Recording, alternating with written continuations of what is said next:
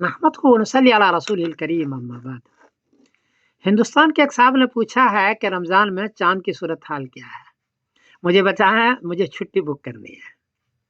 जवाबन अर्ज़ है कि 28 फरवरी बरोज़ जुमा को इंडिया में चाँद को चाहिए 5 डिग्री, बर्मा में 4 डिग्री, बांग्लादेश में 5 डिग्री, नेपाल में 5 डिग्री, कराची में 5 डिग्री, पेशावर में 5 डिग्री, ईरान में 6 डिग्री और अफगानिस्तान में 5 डिग्री।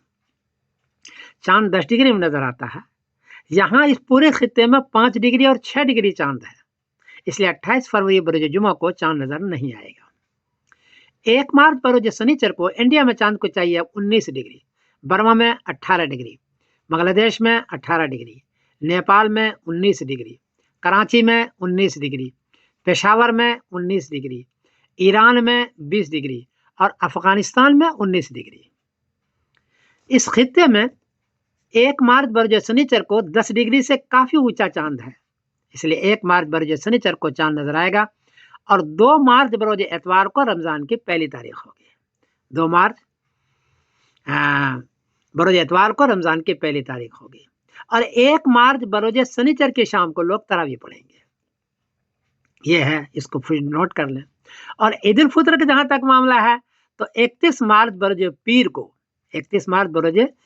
ईद उल फितर होगी इस सारी खत्ते में इंशाअल्लाह। जो लोग उम्रा में जाने वाले हैं उसके लिए मैं इत्तला कर दूं कि सऊदी अरबिया को मुल्क कैलेंडर में 1 मार्च बरोज़ शनिचर को रमज़ान की पहली तारीख लिखी हुई है। लगता हुआ ऐसा करेंगे और 30 मार्च बरोज़ एतवार को वो ईद कर रहे हैं। 30 मार्च बरोज़ एतवार को ईद कर रहे हैं, तो उम्रा में जाने वाले या सऊदी में रहने वाले अपनी तारीख को बुक करा लें। ये इनकी तारीख है।